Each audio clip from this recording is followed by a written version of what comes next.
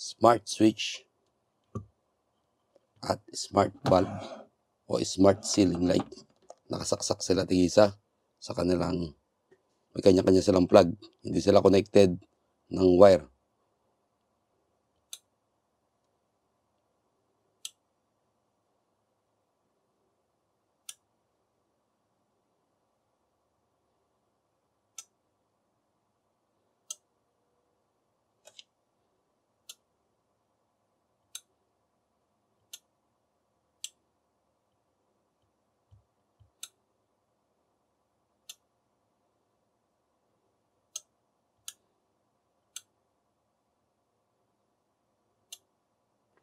Smart bulb at smart switch. Teka, meron ako ditong smart ceiling light. Medyo matagal na sa akin to. Nakatambak lang dito. Ang smart bulb lang, maganda na talaga. So good na siya. Ang problema kasi natin sa smart bulb, pag nilagay natin siya sa ordinary switch o kahit sa smart switch, pag napatay sindi mo siya ng mabilis ng 5 beses, ay magre-reset siya o babalik sa pairing mode. Okay lang naman siya, hindi naman siya ganun ka-critical. Pero pag may mga kasama tayong bata sa bahay, ay saglit lang yan, sa pairing mode na yan. Kaya sa video na to, pagkokombinasyonin natin ng smart bulb at smart switch. Nga pala, may maghiwalay na tayong tutorial dyan. Maglalagay na lang ako ng link sa video description. Diretso na tayo dito sa gagawin nating sequence o smart scene. Lagyan natin to ng power. Teka. Tingnan natin kung ano laman ito. Medyo matagal na ito sa akin, nakanganga pa oh.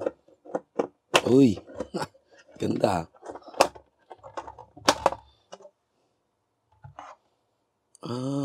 Pag pantay, normal na ilaw siya. Pero pag nakataglid oh, kita mo yung mga kulay. Okay. Ang ilaw to, ang daming ilaw ah. Ang bili ko dito ay nasa 500 pesos. Siyempre, kasama yung mga voucher. Okay, nilagyan ko lang ng plug. O lalagyan natin ng power. Presto bago. Hindi ko pa na-prepare sa Tuya application. Subukan natin tong ating smart Wi-Fi ceiling light o smart bulb na rin. Katumbas lang yan. Iba lang ang form factor atong ating smart switch. Saksak ko muna to. Hop, liwanag.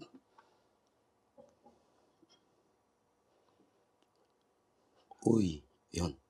Akala ko hindi nagbiblink eh. Nagbiblink siya ng red. Saksak ko itong ating smart switch. Ilaw ba? Nagbiblink din yung Wi-Fi symbol niya. Okay. Sa Tuya application tayo. At nakabukas ang ating Bluetooth, Wi-Fi, at GPS. Add tayo. Ito sa taas. At add device. Nakita nyo na kagad yung LED ceiling light.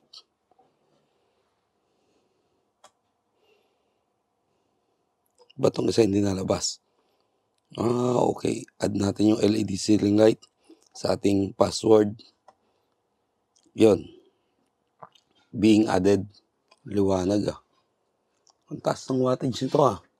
Ganda ng liwanag niya. 22 watts ang nakikita ko sa aking watt meter. Maganda pala to. Mas malakas ang wattage, mas maliwanag. Pero ang kagandahan kasi sa smart bulb, pwede natin yung i-dim. Kaya parehas nito, gagamitin ko to sa kwarto. Kaya, i-dim ko yan. Ayan na siya. Done. Ang kanyang interface ay anong kamukha?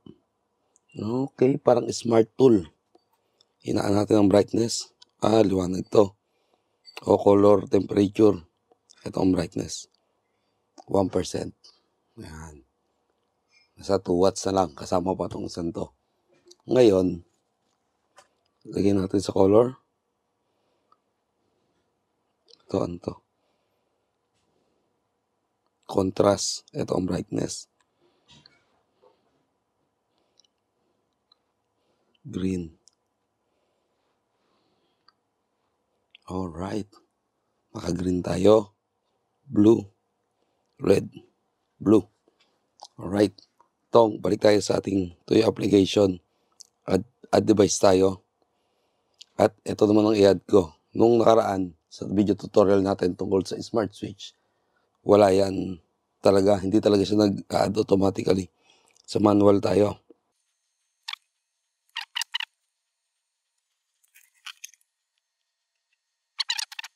Ito siya. Kapares lang nung nakaraan natin. Nagpupula. Okay. Nasa huli yan yung dalawa. Patayin ko yung ilaw dito. Yun o. Buksan ko yung ilaw. Patayin ko yung ilaw. Ang problema kasi sa smart bulb, pag halimbawa nilagay natin siya sa normal na switch, o kaya kahit dito sa switch na ito, winaring natin siya. Tatanggalin ko lang yung saksak. Sasaksak ko ulit. Isa. Pangalawa. Bunot saksak ko lang. Pangatlo. Pang-apat. Bunot. At pang-lima. Yun. Nag-reset siya. Babalik tayo sa red dapat. Yan. Pairing mode. Add ulit natin LED Gilling Lights. Mali pa spelling. Okay. Device disconnected daw. Offline. Uy. Yun. Hinaan natin ang ating LED Gilling Light. Yan. Alright. Ngayon, ang gusto ko, pag in-on off natin to, magpapatay hindi siya. So, para maiwasan natin yung babalik siya sa pairing mode. Gawa tayo ng scene. Great. Wala yung mga scene ko. Nag-update ang application ng Tuya eh. Pero anyway, when device status change, BOMA interruptor 3C2, switch 1, on. So, nilagay natin dito sa taas. If, when any condition is met, BOMA interruptor is on, then, control single device, LED ceiling light, Gilling light, on off lang natin. On. Save. Next. Save natin. On. Lagyan natin pangalan. Kailangan may pangalan. At yun. Ito yung iba ko. Device offline yung e-bike. Okay. So, na-on to, tsaka na-off tong scene na to o automation. Alin ba yung one natin dito? Switch 1. Ito ba? Yun. Walang nangyari. Pero pag pinatay natin tong Gilling light natin, pag in-on ko to, dapat nag-on din siya. Pero pag in-off ko, hindi nangyari. So, add ulit tayo ng scene. Add ulit. When device status change. Yung switch natin, switch 1, off. Pag nag-off yung switch 1 natin, then control single device at i-off din natin tong ating Gilling light. Next. Save. At off. Confirm. Na-save natin. Pag pindot natin to, nag-on. Nag-off. Ang galing. Patayin ko yung ibang ilaw. Yan. Makita natin tong switch natin, kulay asul yung backlight niya. Pag in-on natin, nagpupula. May pag in-on ko to, sisindi yun. Nabubulag na tayo. Gusto natin to konti.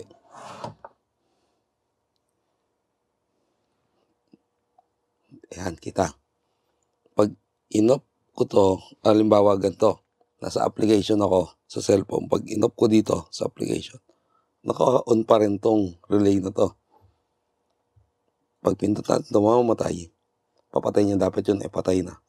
Pag binuhay natin, ganun pa rin. So, mabubuhay pa rin natin. Makikita natin sa application, nag-update siya. Yun, ang galing. Pwede natin ito gawin sa ibang switch. Halimbawa yung, subukan natin gawa tayo ng bagong task. When device status change, BOMA interruptor, switch to on. Pag nag-on yung switch to, then anong gagawin natin? Control single device. Doon tayo sa ceiling light natin. Brightness, 100%. Next. Yun. Pag pindot natin switch to, magba-brightness siya 100%. Save natin. Full brightness. Pangalan lang to. Yun. Naka-on. So, meron na tayong tatlong task. Automation na ginawa. on, off, tsaka full brightness. Gawa pa tayo ng isa. When device status change, doon pa rin tayo sa switch 2. Pag nag-off naman, ang gagawin niya ay control single device. Doon tayo sa ceiling light, brightness. Gawin naman natin 7%. Save. Save. Save. Tingnan natin pangalan. Low brightness. Kasi meron tayong 4. Balik tayo sa home. Tingnan natin kung anong itsura nito. Pag pindot ko to, mag-on siya. In-off ko, mag-off. Depende sa kung anong sinet-up natin dito sa application na kung anong brightness niya. Pag in-on natin dito, naka-off pa rin dito. Pero pwede natin lakasan yung brightness dito. Yan, kaganyang 54%. Pag in-off natin, nag-on siya. Hindi siya nag-off. In-off natin, mamatay yan. So, pag in-on natin to, dapat magpo-full brightness siya. Galing. Pindutin ulit natin yung switch number 2. Uwi na. Ang galing. So, tama ang theory ko. So, meron tayong smart bulb, tsaka smart switch, o smart ceiling light sa kaso natin. Pero, wala silang connection sa isa't isa. Yung typical na conventional na wiring ng ilaw at switch, pares lang sila may power. Papagana natin dito. Pwede natin lakasan, pwede natin hinaan. Ang ganda. Subukan pa nga natin yung isa, yung switch 3. May naisip pa ako. Add pa tayo ng scene. When device change status, itong ating switch. Switch number 3. Pag nag-on, then control single device. Sa LED natin, ang mode, scene, next. So, pag nag-on yung switch number 3 natin, yung LED ceiling light o giling light natin ay pupunta sa scene. Save natin. Tapos, isa pa, pag nag-off naman, when device status change, switch number 3, off. Ang gagawin natin dito sa den ay control single device. LED natin ay mode white. Next. Save natin. Ito ay white.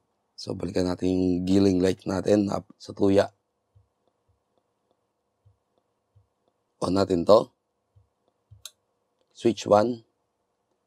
O-on siya. At mag-off. Kahit 5 beses natin gawin yan, hindi yan magpe-pairing mode.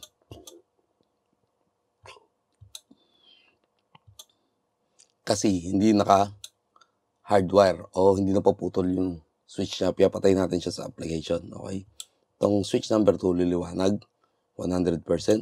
Pag in-off natin, bababa sa 77%. Itong isa, switch number 3 natin, nag-scene siya. Anong ibig sabihin yung scene na yan? Ganun lang. Anong babago pala sa application? Sa cellphone, di ko napapansin. Anong nangyari? Patayin ko to. Nag-white. Pwede tayo mag-step. Magpumili pala dito sa scene. Teka ha, dito tayo sa Christmas. Sa mata, nag-iiba-iba siya.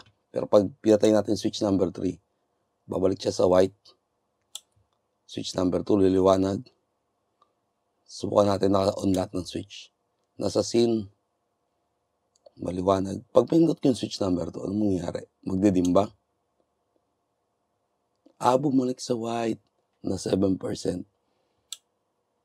100%. 7%.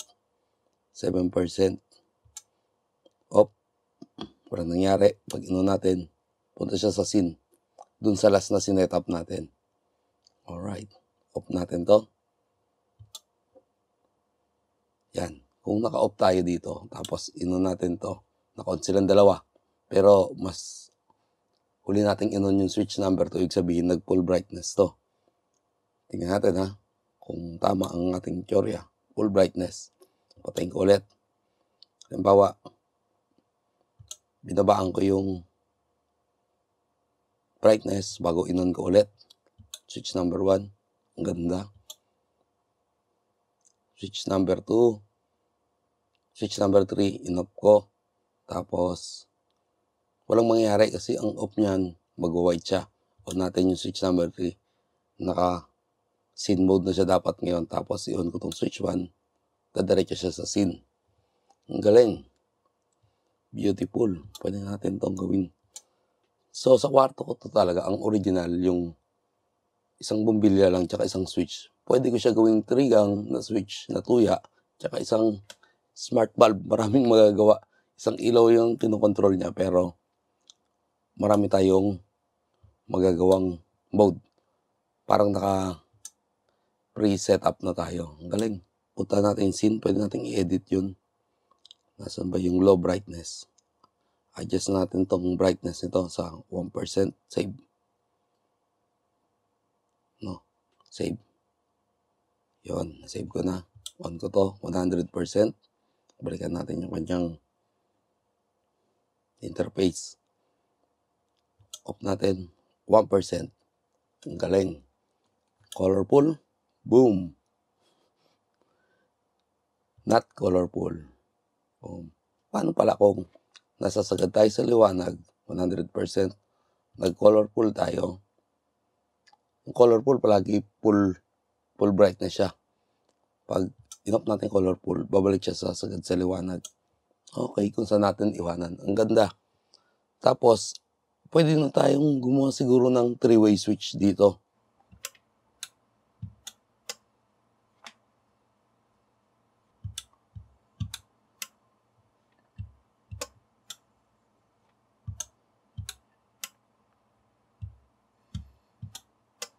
I love it. So, dito sa setup na to, nakasaksak yung tatlong smart device natin. 2 smart switch, saka isang smart bulb o smart ceiling light. Ang setup natin ay 3-way switch, yung kaparesan sa mga hagdan. So, sa conventional na wiring, ganito ang wiring natin. So, naka-online na lahat yun. Na-setup ko na rin sa scene o sa automation. Pag inon ko to, sisindi yung ilaw, sumindi rin yung switch natin na isa. Pag inop ko dito sa kabla, switch 1 lang pares ginamit ko. So, pares na pares ng 3-way switch. Ang laking tipid nito sa wiring kung tutuusin. Kung kukumpara natin sa 3-way switch. Yung 3-way switch, hindi pag-aano eh. So, medyo, konti lang natipid sa wiring ha. Pero kung magpa 4-way tayo, so kung hindi ako nagkakamali, mas mahal pa yung 4-way switch na isang piraso versus dito sa smart switch na to. Mas malaking tipid to. Tsaka mas madali wiring. Paano kung meron ko 5 4-way switch sa gitna? So, sa hindi nakakaalam, yung 3-way switch, para mapagana mo ng tatlo yan, halimbawa, 3 layer yung hagdan, kailangan mo ng 4-way switch sa gitna. Okay? Tingnan natin yung ginawa kong scene. Sa scene natin, minodify ko lang yung on-off. So, ito yung on. When any conditions are met. So, mag-on tong BOME interrupter touchscreen na to, o kaya tong WO3 na to. Ito yun. Kahit alin sa kanilang dalawa mag-on, ang gagawin niya, 3, dati ino-on lang natin tong LED giling light natin. Ngayon, pina-on ko rin sa kanya yung WBO3 switch 1 on, tsaka yung BOME interrupter touch 3C. Ibig sabihin, pag in-on mo to, pinapao ko rin sa kanya yung sarili niya. Kaya ako ginawa yung kasi, baka sa kabila ako mag-on, kahit alin sa dalawa. Pwede yung wala yun eh. Pero kasi ang mangyari, pag nag-on tayo dito, umakit tayo sa taas, naka-off to. Kung nasa baba to, tsaka nasa taas. Kailangan pa natin siya i-on at i-off para mamatay ulit. Para mag-trigger yung patay. Kaya pwedeng, wala naman naging problema yun. Pwede naman talaga yun. Ganun din sa off, syempre. Sa off, ayan. When any conditions are met. So, pwede ito gawing when all conditions are met. Tingnan nyo to ha. Off. Save natin to. Off natin to. Yun o. Hindi siya mag-off. Saka lang siya mag-off. Pag on, sabay silang dalawa. Pag in-off natin, kailangan sabay. Ayun yung ibig sabihin nung saan yun? When all conditions are met. Dapat doon tayo sa when any condition are met. Parang interlocking yun. Alright. So, yun yung ating 3-way switch. So, dito nag-drawing ako ng diagram. Ito yung conventional wiring natin gamit ang conventional na switch at ilaw. Ganito naman kapag naka-smart switch tayo, tsaka smart bulb. Sa single yan, hindi gaanong magkaiba. Pero kapares ng ginawa natin kanina, makakagawa tayo ng iba't ibang mode ng smart bulb natin. Pero kung 3-gang switch at 3 ilaw, ito yung conventional wiring natin. tingnan yung matitipid pagka naka-smart configuration tayo, smart switch at smart bulb. Nung nakita ko talaga to, nung bumili ako ng smart switch, sabi ko may waluan, sino namang mag-wiring ng waluan sa setup nila? So pwede pala talaga, posible talaga. So yun lang ang ating video tutorial sa Tuya.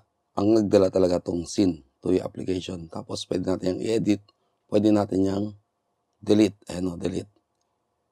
Huwag muna, paglalaroan ko muna to. So yun lang, hanggang dito na lang. Maraming salamat sa panonood at sana nagustuhan nyo tong video na to.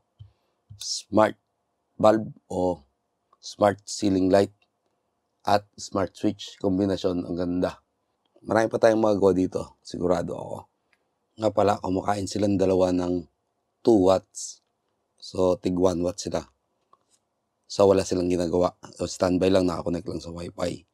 Pag in-on natin to, nag-on ang relay nito, nag-on yun ng 1%, 2.5 watts. Pag nilagay natin sa 100%, ang lakas ng ilaw niya, liwanag, nasa 22.9 watts o 23 watts na. So mga 21 watts ang nadagdag. Pag nilagay natin siya sa scene mode,